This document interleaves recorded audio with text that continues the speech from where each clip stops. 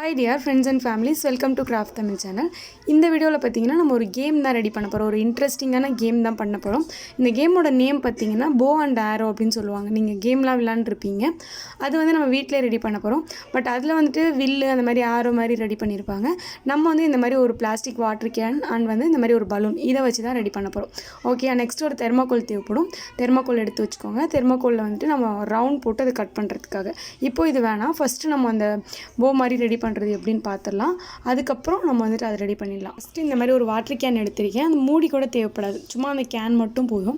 அந்த கேனோட பேக் சைடில் திருப்பிட்டு அதான் கீழே அடி சைடு இருக்கும்ல, அந்த இடத்த வந்து கட் பண்ணி எடுத்துக்கோங்க. அந்த அடி சைடு கூட எப்படி கட் பண்ணணும்னா ஃபுல்லாக கட் பண்ணக்கூடாது. உள்ளுக்குள்ளே நான் எப்படி அந்த நைஃப் யூஸ் பண்ணி உள்ளுக்குள்ளே கட் பண்ணுறேனோ அந்த மாதிரி கட் பண்ணிக்கோங்க. நிறைய இடத்த நீங்கள் கட் பண்ணிட்டீங்கன்னா பலூன் இன்சர்ட் பண்ணும்போது கொஞ்சம் ரொம்ப அகலமாக இருக்கும். அதனால பலூன் வெளியே வரதுக்கு சான்ஸ் இருக்குது. இந்த மாதிரி சின்ன இடமா கட் பண்ணிக்கோங்க. ஓகே, உள்ளுக்குள்ளே மட்டும் நான் இப்போ இப்படி கட் பண்ணியிருக்கேன். நான் சொல்கிறது உங்களுக்கு புரிஞ்சிருக்கும்னு நினைக்கிறேன். நெக்ஸ்ட்டு பார்த்திங்கன்னா இந்த பலூன் எடுத்துகிட்டு நான் என்ன பண்ணியிருக்கேன், ஒரு பாதியாக கட் பண்ணிவிட்டேன். அந்த பலூனை வந்துட்டு மேலே இருக்கிற அந்த பாட் ஏரியாவை கட் பண்ணிவிட்டு பலூன் இந்த மாதிரி பிரித்து பின்னாடி கட் பண்ணோம்ல அந்த வாட்டர் கேன் கூட சேர்த்து இன்சர்ட் பண்ணிவிடுங்க. ரொம்ப சிம்பிளாக ரெடி பண்ணிடலாம் இது வந்துட்டு. இப்போ இந்த மாதிரி பண்ணிட்டதுக்கப்புறம் பின்னாடி பலூன் பிடிச்சி இழுக்குவோம். நம்ம இழுத்து தான் வந்துட்டு இதை விளையாடணும். அதனால் என்ன பண்ணணும்னா இழுக்கும் போது அந்த பலூன் தனியாக வந்துடாமல் இருக்கிறதுக்காக செல்லோ டேப் போட்டுட்டு ஒட்டி விட்டுடுங்க. ஓகே, அந்த பலூன் கூட சேர்த்து அந்த வாட்டர் கேனையும் சேர்த்து செல்லோ டேப் போட்டு நல்லா ஸ்ட்ராங்காக ஒட்டிக்கோங்க. செல்லோ டேப் இல்லைனா நீங்கள் என்ன டேப் வேணால் போட்டு நல்லா ஸ்ட்ராங்காக ஒட்டிக்கலாம். ஓகேயா, இருக்கிற டேப் போட்டு ஒட்டிக்கோங்க. இப்போ நான் அந்த மாதிரி நிறைய தடவை நல்லா திரும்ப சுற்றி நல்லா நிறைய தடவை ஒட்டி ஸ்ட்ராங்காக ஒட்டிட்டேன். ஓகே, இப்போ சிம்பிளாக நம்ம வந்துட்டு பண்ணியாச்சு. இப்போ ஒரு பேம்போ ஸ்டிக் எடுத்திருக்கேன். இந்த ஸ்டிக் எப்படி இருக்குன்னா நல்லா எட்ஜஸில் ஷார்ப்பாக இருக்கும். இது வந்துட்டு போயிட்டு அந்த தெர்மாக்கோலில் வந்து அடிக்கும் போது அப்படியே ஸ்ட்ராங்காக குத்திட்டு நின்று நான் பேம்போ ஸ்டிக் சூஸ் பண்ணி எடுத்திருக்கேன். இப்போ அந்த பேம்போ ஸ்டிக் அது உள்ளே போட்டுட்டு இந்த பின்னாடி இருக்கிற பலூனை நீங்கள் இப்படி பிடிச்சி இழுக்கும் போது அந்த பேம்போ ஸ்டிக் ஸ்ட்ரைட்டாக போயிட்டு எங்கள் எதிர்க்க என்ன பொருள் இருக்கோ அதில் வந்துட்டு குத்திட்டு நின்றுடும். சாரி, எதிர்க்க எந்த பொருள் இருந்தாலும் போயிட்டு குத்திட்டு நிற்காது. எதற்கு வந்து கொஞ்சம் லேஸான இந்த மாதிரி தெர்மாக்கோல் அது வந்து ஸ்பாஞ்ச் மாதிரி இருக்கிற பொருள் இருந்தால் தான் போய் குத்திட்டு இந்த மாதிரி நிற்கும். ஓகே, அதனால தான் நான் தெர்மாக்கோல் சூஸ் பண்ணி எடுத்திருக்கேன். இப்போ எனக்கு கீழே வந்துட்டு நான் தெர்மாக்கோல் போட்டுட்டு அதில் வந்து இப்படி உங்களுக்கு இழுத்து விட்டு குத்தி காமிக்கிறேன் பாருங்கள். அழகாக வந்து இந்த மாதிரி போயிட்டு ஸ்டிப்பாக நின்றுக்குது அதில். ஓகே, இந்த தெர்மாக்கோலில் இப்போ நான் ஒரு இமேஜ் போட்டிருக்கேன் இல்லையா, இதே மாதிரி நம்ம அந்த தெர்மாக்கோலை இமேஜ் மாதிரி வரைஞ்சி அதை கட் பண்ண போகிறோம். அது எப்படின்னு இப்போ பார்க்கலாம். ஃபஸ்ட் ரவுண்ட் போடணும் இல்லையா, அது மாதிரி பண்ணுறதுக்கு அதுக்கு என்ன பண்ண போகிறோம், நம்ம வீட்டில் இருக்கிற என்னென்ன பாத்திரம் இருக்கோ அதெல்லாம் யூஸ் பண்ணி நான் வந்து ரவுண்ட் போடுறேன். இந்த மாதிரி நீங்கள் பாத்திரம் யூஸ் பண்ணி தான் ரவுண்ட் பண்ணணும்னு இல்லை, நீங்கள் வந்துட்டு காம்பஸ் யூஸ் பண்ணி கூட போட்டுக்கலாம். பட் என்கிட்ட இப்போதைக்கு காம்பஸ் இல்லை. அதனால் நான் என்ன பண்ணுறேன், என்கிட்ட இருக்கிற பொருளை வச்சு கரெக்டாக நான் ரவுண்ட் போடுறேன். ஃபஸ்ட்டு ஒரு பெரிய டப்பா வச்சு போட்டேன், அடுத்து ஒரு தட்டை வச்சு ரவுண்ட் போட்டிருக்கேன். அதுக்கப்புறம் இந்த மாதிரி ஒரு பவுல் வச்சுட்டு ரவுண்ட் போடுறேன். நெக்ஸ்ட்டு அதை விட கொஞ்சம் குட்டியாக போடணும். அதுக்கு வந்து அதை விட சின்ன பாத்திரமாக எடுத்துகிட்டு திரும்பவும் ரவுண்ட் போட்டுக்கிறேன். அதுக்குள்ளேயும் வந்துட்டு சின்ன ரவுண்ட்ஸ் போடணும் இல்லையா, அதுக்காக டேப் யூஸ் பண்ணுறேன். டேப் வந்து நல்லா ரவுண்ட் ஷேப்பில் இருக்கும், அதனால் டேப் எடுத்துகிட்டு ரவுண்ட் போட்டுக்கிறேன். அதுக்கு உள்ளுக்குள்ளே வந்துட்டு இன்னொரு ரவுண்ட் போடணும். அதுக்கு ஒரு குட்டி டேப் எடுத்துகிட்டு உள்ளுக்குள்ளே இன்னொரு ரவுண்ட் போட்டுக்கோங்க இந்த மாதிரி. ஓகே, உள்ளுக்கு இருக்கிறது ரொம்பவே குட்டி ரவுண்டாக இருக்கணும். அது அடிக்கிறது கொஞ்சம் கஷ்டம்தான், கொஞ்சம் குட்டியாக போட்டுக்கோங்க. அவ்வளோதான். இப்போது வீட்டில் இருக்கிற பாத்திரத்தில் யூஸ் பண்ணி இந்த மாதிரி ரவுண்ட் போட்டாச்சு. இப்போ அந்த ரவுண்ட் பீஸை தனியாக கட் பண்ணி எடுத்துக்கலாம். ஓகே, வெளி சைடு மட்டும் ஒரு நைஃப் யூஸ் பண்ணி நான் கட் பண்ணிக்கிறேன். தெர்மாக்கோல் அப்படிங்கிறப்போ ஈஸியாக கட் பண்ணி எடுத்துடலாம். அது மட்டும் இல்லாமல் இந்த இதுக்கு வந்து தெர்மாக்கோல் தான் அவசியம் இருக்கணும். ஏன்னா தெர்மாக்கோல் இருந்தால் தான் அந்த பேம்போ ஸ்டிக் போய் நல்லா இதில் ஸ்ட்ராங்காக அப்படியே குத்திட்டு நிற்கும். மற்றபடி கார்ட்போர்ட்லாம் நீங்கள் யூஸ் பண்ணிங்கன்னா இதில் நிற்காது. ஓகே, நான் இப்போவே சொல்லிக்கிறேன். ஓகே, இப்போ வந்துட்டு ரவுண்ட் ஷேப் கட் பண்ணி எடுத்தாச்சு. நெக்ஸ்ட்டு பார்த்திங்கன்னா சைடில் கொஞ்சம் எக்ஸ்ட்ரா இந்த மாதிரி கட் பண்ணும்போது இருக்கும், அதையும் கொஞ்சம் சரி பண்ணி விட்டுக்கோங்க.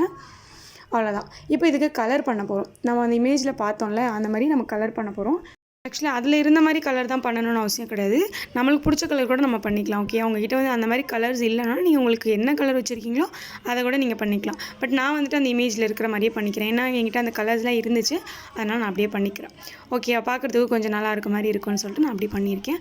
ஃபஸ்ட்டு சென்டரில் வந்துட்டு எல்லோ கலர் இருந்துச்சு, அதனால் எல்லோ கலர் பண்ணிவிட்டு அதுக்கப்புறம் அடுத்த சென்டரில் ரெட் கலர், அதனால் அடுத்த இதில் வந்துட்டு ரெட் கலர் பண்ணிக்கிறேன். அடுத்து வந்து ஒயிட் கலர் பண்ணணும். பட் ஒயிட் கலர் வேணான்னு தோணுச்சு, அதனால் ஒயிட் கலர் பண்ணல நான். நெக்ஸ்ட் வந்துட்டு ஸ்கை ப்ளூ கலர் வந்துட்டு இந்த 4th சர்க்கிள் இருக்குல்ல அதில் பண்ணிக்கிறேன். ஓகே, ஒயிட் கலர் பண்ணுறதா இருந்தால் நீங்கள் பண்ணிக்கலாம். பட் வந்துட்டு நான் பண்ணல, ஏன்னா அந்த தெர்மாக்கோல் அப்படியே ஒயிட் கலர் நல்லா தான் தெரிஞ்சிச்சு. உங்களுக்கு அந்த மாதிரி தெரியுறது பிடிக்கலன்னா நீங்கள் ஒயிட் கலர் பண்ணிக்கலாம். அப்படி பண்ணும்போது உங்களுக்கு தெர்மாக்கோல் மாதிரி தெரியாது, வேணும்னா பண்ணிக்கோங்க. ஓகே, நெக்ஸ்ட் சர்க்கிளில் பார்த்தீங்கன்னா பிளாக் கலர் இப்போ ஃபுல்லாக பண்ணிக்கிறேன்.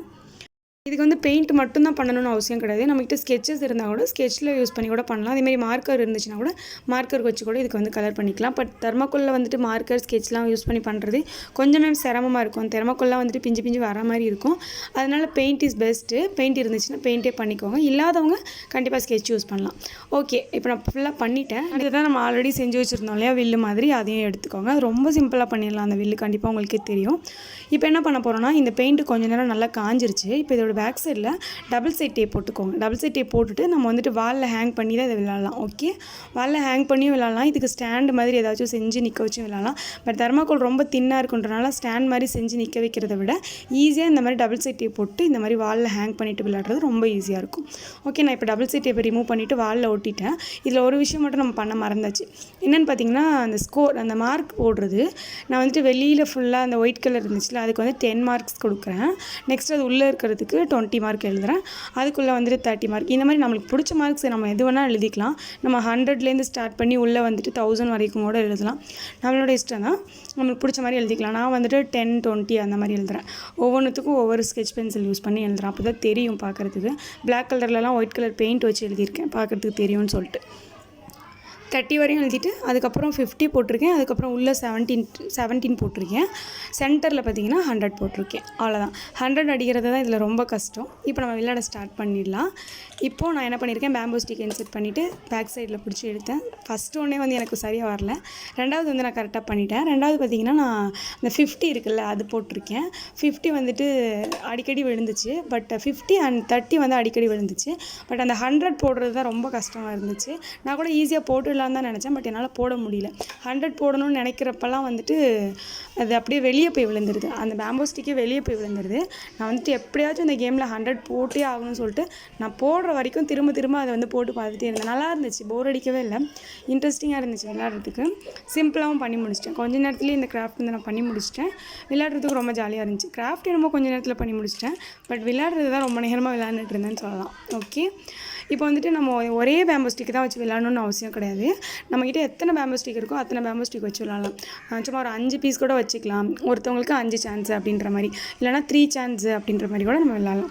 நான் வந்து ரொம்ப நேரம் விளாண்டுட்டு இருந்தேன். பட் என்னால் அவ்வளோ சீக்கிரம் அந்த 100ல் அந்த எல்லோ கலர் இருக்குல்ல அது சென்டரில் போட முடியல. நான் ஒருவேளை சைடில் இருக்குது, கேமரா சைடில் வச்சுட்டு நான் சைடில் வச்சு விளையாடுறதுனால கரெக்டாக அது வந்து அம்பில் குறி போய் படலைன்னு நினைக்கிறேன். அதனால் அப்படி இருக்கா என்னென்னு தெரிலன்னு சொல்லிட்டு என்ன பண்ணேன், கரெக்டாக கேமராவோட சென்டரில் வந்து நின்று கூட போட்டு பார்த்துட்டேன். அப்படி போடும்போது என்னாச்சுன்னா அது வெளி சைடு போயிடுச்சு. இப்போ பாருங்கள், நான் போட்டு காட்டுறேன். இந்த மாதிரி வெளி சைடு வந்துருச்சு, அதில் போயிட்டு இன்செர்ட் ஆகாமல். சரி, ஓகே, இன்னொரு தடவை ட்ரை பண்ணலான்னு ரொம்பவே கேஷுவலாக போட்டேன். அது போய் கரெக்டாக 100ல் வந்துட்டு குத்திடுச்சு அந்த அம்பு. ஓகே, நம்ம நினச்ச மாதிரி 100லேயும் போட்டு முடிச்சாச்சு. அவ்வளோதான். இதுக்கு மேலே நான் விளையாண்டுட்டு இருந்தேன்னா உங்களுக்கும் போர் அடிக்கும். இது கண்டிப்பாக உங்களுக்கு வந்து பிடிக்கும்னு நினைக்கிறேன். நீங்கள் கண்டிப்பாக வீட்டில் ட்ரை பண்ணி பாருங்கள். லாக்டவுனில் போர் அடிக்குதுன்னா செஞ்சு விளையாண்டு பாருங்கள். இந்த ஐடியா எப்படி இருக்குன்னு எனக்கு கமெண்ட்டில் சொல்லுங்கள். இந்த வீடியோ உங்களுக்கு பிடிச்சிருந்துச்சுன்னா லைக் பண்ணிவிட்டு நம்ம சேனலை சப்ஸ்கிரைப் பண்ணாமல் பார்க்குறீங்கன்னா சப்ஸ்கிரைப் பண்ணி வச்சுக்கோங்க. பாய் பாய்.